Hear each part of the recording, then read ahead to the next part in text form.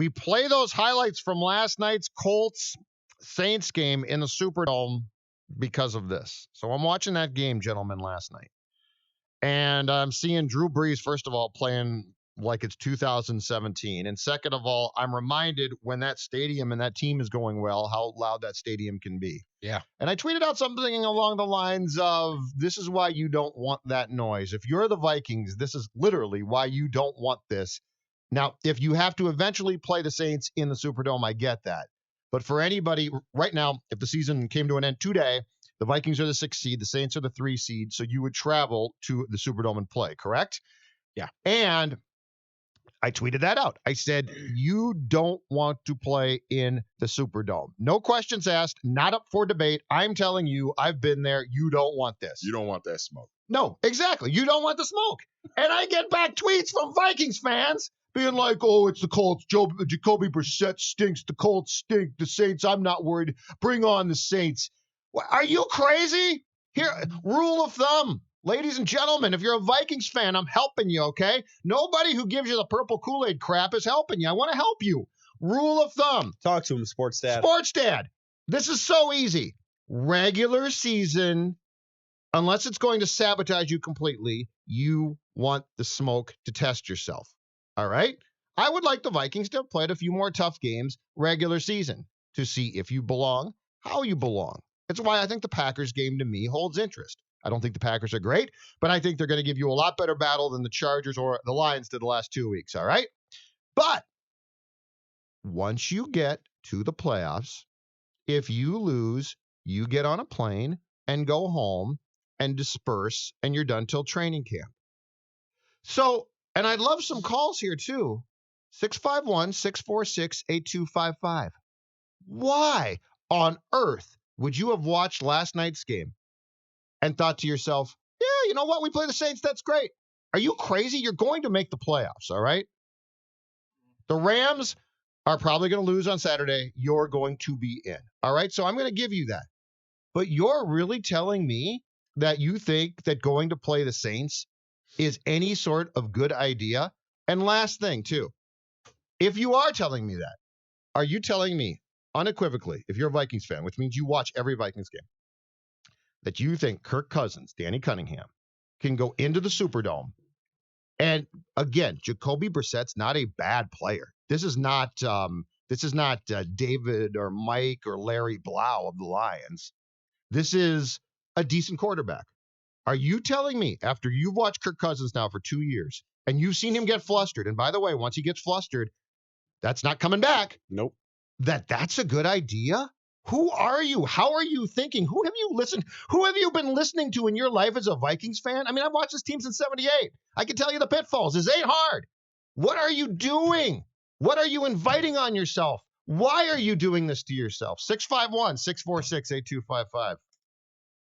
Are you okay? No, because I hate when people they don't use their common sense. You seem really stressed out about this, and I understand why, because it makes no sense to want to go to New Orleans for anything. Yeah, well, and to say, well, they'll be fine. To be that blind, to have your allegiance to your team be so blind that you watched last night and thought, oh, and I'm not trying to say that you can't win that game, and we'll get to this, we will rank where we would, if we were the Vikings, prefer to go in the playoffs.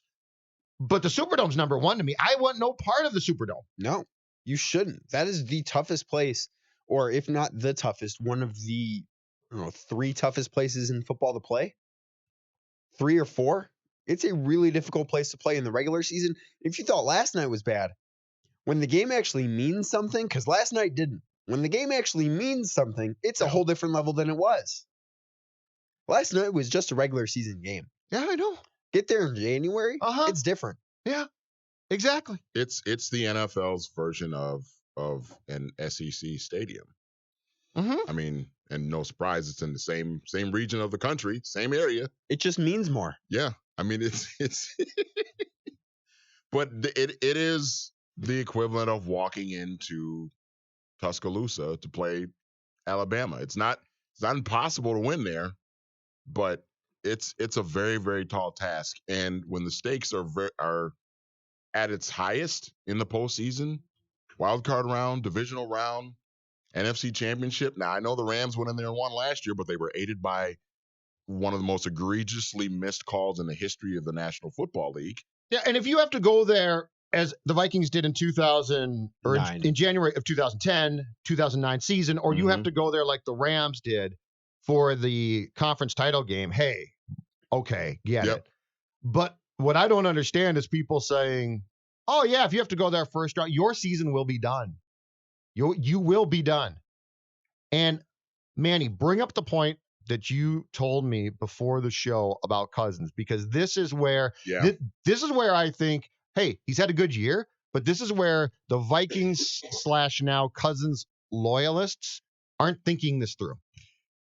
So I'll first off, I'll admit that a few weeks ago when the Saints lost to the Falcons, I was thinking to myself, maybe it's not that hard to win there anymore. Don't do it. Team. Don't do it, Manny. But then I watched last night, and it completely changed everything for me, because now, not only, we're at that point now of the season where the Saints they're starting to put the pedal to the metal now too. You can see that, and I think we saw that last night. That inferior team, inferior opponent, and the Saints just went out there and obliterated them and didn't waste any time doing it. So my thing with the Vikings potentially going there for Wild Card Weekend is, I don't think in that particular environment, I don't think it matters how good you are as a quarterback or how good a season that you've had. We just said it. Jacoby Brissett's not a bad quarterback. He's pretty good. Mm-hmm. He's not, I don't know if he's a franchise quarterback, but he's pretty good. He's all right. And I don't know if Kirk Cousins, from what we've seen so far of him, even if you go back to his days in Washington, I'll believe that Kirk Cousins can go into that building and win when he does it. I don't even know if I believe it then. Well, and there's a lot of guys in their defense who couldn't do it. Right. And this is not a Cousins thing. It's not an indictment on Kirk Cousins, because a lot of people have tried to go, a lot of quarterbacks have tried to go into that stadium in the playoffs and have not been able to do it. I mean, not everyone's how Jared good Goff. a season they had. Not everyone's Jared Goff. Yeah. I mean, and even Jared Goff was aided. Yeah, Jared Goff got the call of the guy won. The call that changed the league, and now we've got that PI fiasco going on because of that. But just saying, but like Matthew Stafford went in there in a playoff game and tried to win. He had no chance. Had no shot. And how many playoff games have they lost there in this era? I have to look that up, but because I know last year, I think last year might be the first one. But the other thing with Cousins too, and this is the cautionary tale specifically when it comes to him. Name me the last game you guys have seen him play where he gets seriously flustered and recovers. There's some guys without a conscience. Yeah. And they can screw up. They can throw a really bad pick. They can have a terrible series.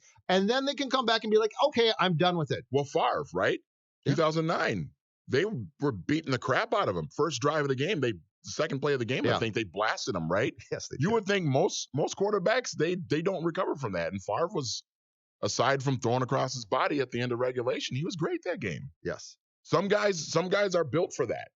Not everybody is. And that's not a shot at Kirk Cousins. It's just kind of the law of the land. It's hard to play there. I'll give you two 2019 Cousins games that immediately come to mind in the flustered category. Bears game, week 4. He misses Thielen, never recovers.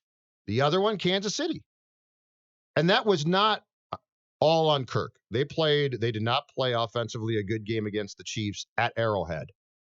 But I ask you the question. When you saw, it did not take more than a series, I think, for all of us to say, oh boy, Kirk doesn't have it right now. Something's off. And did you ever think to yourself, but it'll be fine. Third quarter, he'll come out. He'll recover. He'll be absolutely fine. Once you get into Kirk's head, it becomes very difficult for Kirk to come back. And so I would ask you, in that environment, with that noise, with that team, and by the way, he's not playing him directly, but hey, Kirk, on the road, you got Drew Brees, who right now is playing fantastic. So go do it. Do you really want to issue that challenge? So from what I found, the loss in the NFC title game last year and which obviously was a little bit aided by the guys in stripes, Mhm. was the first playoff loss inside the Superdome since January 3rd of 93. It's a long time. Yeah. You're not going into that building and winning a playoff game. You're just not doing it. Now the Vikings did Yeah. go in there and win a playoff game once, but that was what, 87? Yeah, I was I going to haven't say. gotten that far. I That don't. was Jim Moore Danny coaching the wasn't. Saints then. Danny wasn't born, and you were. I was 3. Yeah, exactly right. Yeah, they won 44-10. And Yeah, that to was kick the crap January out of 'em. 3rd, 88. oh that Kicked was the the crap out of that them. was the great playoff run that ended with the either Darren Nelson drop or not drop Wade Wilson pass off the mark in Washington. Daryl Green would have blasted him. Yeah, poor Darren Nelson had no chance. But on they that play. they beat the tar out of the Saints in that game, and the then went to 49ers. and that was Montana, and I believe they got Montana benched in that game. Yeah. Royce And a lot of talked people about that. A lot of people say that was Bill Walsh's best Niners team too in 87 that the Vikings beat. But yes, the current day New Orleans Saints, to Danny's point, are not going to lose to you in the first round. And I don't think that you have a team that has the mentality, even indoors on grass, where your offense, I think, does thrive in most situations. I don't think you have the team that can stop them. And one very simple question. Strip everything away. Let's say it's played with no fans at 3 a.m. at the Superdome. Answer me this question off last night. Michael Thomas, who you got? Good luck. No, I'm serious. What do you have? Mike Zimmer, a really good defensive mind with cornerbacks who clearly aren't what they once were, or they're just young right now. What you got for that, Vikings fans? Pop quiz, hot shot. What do you do? Yeah. Michael Thomas. Michael Thomas, route. best wide receiver in the NFL. I love it. What do you do? What do you do? Good luck. You going to double him? Because Breeze is then going to beat you with somebody else. You could say furthermore that, okay, you play the game at the Superdome at 3 a.m. with no one in attendance. The Saints are a better team. The Saints are the better team right now, too. Add that in with having to play Sure. there. No chance. But how are you going to scheme to stop Michael Thomas? You can't. And once you do that, not with this roster. how are you going to scheme to stop the rest of that team? Which is why I don't understand, ladies and gentlemen, why any of you, 651-646-8255, call me, explain yourself. Why would you think the Vikings will be fine? Why would you invite that? Are you a fan of this team or a masochist? Think about how good Michael Thomas has been and how productive he's been with every single week. Every team that he faces knows he's going to get the football. Did you hear the anecdote they told last night on the game in the first half? They said that Michael Thomas at the line of scrimmage at Ohio State would tell the opposing cornerback his exact route, and say, "Stop me." And now he volunteered up, "I don't do that now." But you could do it to the Vikings. He could do it against the Vikings. If you told Mike Hughes, and I like Mike Hughes, I've been defending Mike Hughes. If you told Mike Hughes, 9 route, stop me. He's not stopping them. Running a slant here. Go ahead and try and stop me. 651-646-8255. John in Manhattan, how are we today? We're great. I got a vent. Danny, I don't understand this whole you don't have faith in Kirk Cousins. I don't get it. How can you not believe in Kirk Cousins after what he's been doing this season? I think he could go into any building, anywhere, and just dominate. Kirk Cousins is the best quarterback on the planet. What Manhattan bar are you in, John? No, I told you I ain't about that life. I'm just on the busiest street because I know I let you down when I called from home on Sunday. Yeah, you really So did. We didn't like that. Thank you. All this traffic just for you, Judd, and you, Manny. Here's the thing with the defense, though. This defense, yeah, it's the Lions and it's David Blau, and yeah, it's the Chargers, and they gave up halfway through the game, but you still only gave up 17 points over 2 games, and you had 7 takeaways in one game. I think, what was it, 3 against the Lions or just 2? Whatever it was, I don't remember. But the defense is coming around, and I think where you alluded to this yesterday on Purple Daily, Judd, it's that we focus so much on the secondary and what they've been doing that we're not paying attention that we have a player on an Aaron Donald level in Danielle Hunter. Yep. And Aaron Donald is, we have Von Miller of the Broncos when they won the Super Bowl. That's what Danielle Hunter is right now. He can take over a game. So as much as Michael Thomas might be scary on the offense, Drew Brees has to have enough time to pass it to Michael Thomas. And that's where Danielle Hunter is hitting his stride right now. These offensive linemen, after the full season, are starting to wear down, and Danielle Hunter is only getting stronger. I think if they were to go on the road in the playoffs, the game would revolve around whether or not Danielle Hunter shows up like he did against the Chargers, like he did against the Lions. I mean, he's putting some stuff on tape that is very exciting and encouraging. And offensively, I just can't believe you guys don't believe in Kirk Cousins. Hey, John, just to be clear, all I'm saying is I don't want the Saints in the Superdome. Because you're right, Hunter's a fantastic player. I just don't see, for anybody that says, oh, that would be a fine matchup. No, it's a season death wish. Right. Well, I called the Saints a month ago. Yep. John, maybe you're right. Maybe I should have more faith in Kirk Cousins like you. Yeah. I mean, Danny, it's like, listen, who knows? He could be really good. Give him a chance, Danny. Give him a chance. See you, John. Take care. Talk to you tomorrow. Be safe on the tough streets of Manhattan, okay? I'll try. It's scary, guys. We'll talk to you tomorrow. Yep, definitely. Bye. Oh, John in Manhattan, always worth a laugh.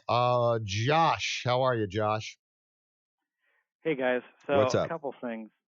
First, I think maybe you're overreacting a little bit to the Saints' performance last night. I mean, yes, they absolutely demolished that team, but the Colts, I think, had lost 5 out of 6. I mean, they're just been a garbage team, and their only win in that stretch was to the Jaguars. So overreact a little bit. I mean, give them credit for blowing them out, but we also kind of I think some people are downplaying the Vikings' 29-point win against the Chargers too. So I don't know. I still think it's probably the team you don't want to face the most, but Right. I'm not sure that they're quite as good as they have been the last couple of years. And it also could have been Brees' last home game, and I think he wanted to get that touchdown record, which he did. So that's what I'm going to say about the Saints. But what I think is interesting about the way the NFC is shaping up this year, if you rank by point differential right now with the playoff standings,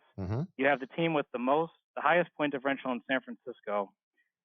Well, right now San Francisco's 5, the Vikings are 6. But if there's a scenario where those could be flipped, you could have the highest point differential team have the 6th seed, and the lowest, if Seattle gets it, be the 1 seed. And so I don't know. It's gonna be fascinating to see how this plays out, because I don't think a situation like that has come up before. But kind of my preference and the way I think the best case scenario for the Vikings is if they can sneak into the 5 seed, which really all they need to do is win out and just simply have Seattle beat San Francisco. And then you win. You have a good shot to win the first game. San Fran's the 6th seed.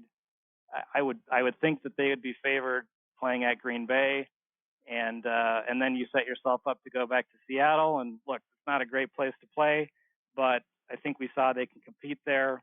Seattle actually has a negative point differential at home to date this year, and maybe you get lucky and San Francisco knocks off New Orleans, and then you find yourself with a home game. Or worst case, you have to go to New Orleans, but like you said, it's in the championship. Right. Game, so right. Thanks, Josh. Appreciate the phone call. Let's continue through the phone calls here. 651-646-8255. It's our buddy in South Carolina. Hi, Dave. Hey guys, how are y'all today? Doing well. What's up, Dave? Well, I every time I hear John call in from Manhattan, all I can think of is that he's a tortured Vikings fan, like all of us, and he's just praying for the negative to accentuate the positive with Cousins. Let's hope so. I hope that's where he's going with that. I don't know. He sounded confident in Kirk today, Dave. Yeah, I don't know. I mean, I just, to me, I think it's way overblown. I think, let's look at the teams that have put 30 plus points up on the great and heralded fleur-de-lis. Kyle Allen. Let's look at Jimmy Garoppolo. Matt Ryan, 1-win Falcons team. Didn't really play that great that day. I watched that game again. I'm down here in the South, so I see a lot. The Saints were awful that day. Most definitely. It was their clunker. Yeah. Right. So I guess my point is that, we talk about the 87 run. Jed, I remember that very fondly. I'm not just a little bit younger than you. I to clarify, just by a couple years. So, well, have fun getting old. It's a barrel of fun. well, especially as a Vikings fan. But yeah, true. then I want to talk about the game in 2009. Let's not forget Mm-hmm. they had the power of God behind them down there with Katrina, which they deserve to have all the support. They were the heralded team. We went out there and outgained them by 200 and almost 50 yards. I'm not sure if you probably were at that game, Judd. I know I was not, but yeah, dominated it, turned the ball over, beat them in every way, shape, or form. And I never forget Childress saying on the sideline, we were the better team that day. We were going to show it. That's about the only thing he ever said that instilled confidence in me. But, you know, that was I just want to point out, again, I know that part of the reaction to the previous game is, I didn't even watch the game last night, to be honest with you. Mm-hmm. I watched little bits and pieces of it. And honestly, guys, I mean, you know, doesn't surprise me. All I will say to you is there's a reason why they picked up Janoris Jenkins. I'm disappointed the Vikings did not. Yeah, it's a nice pickup for him. Don't tell me it's about money, because I believe that sure, you can make that happen. And I think they picked up a good portion of the contract. Yep. My point being is that they've got issues defensively. Zim thinks that we're on the right track. You know how I feel about that. I'm going to continue to watch the next 2 weeks.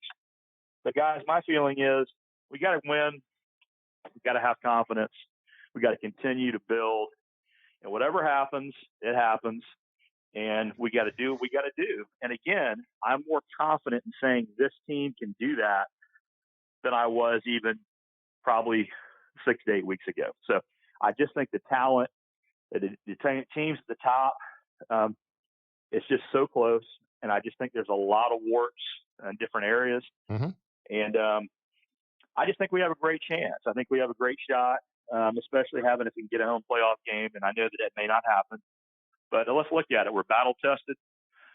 We went through some tough games, came back from a 20-point deficit to a team that's played pretty well in other games, has a good defense.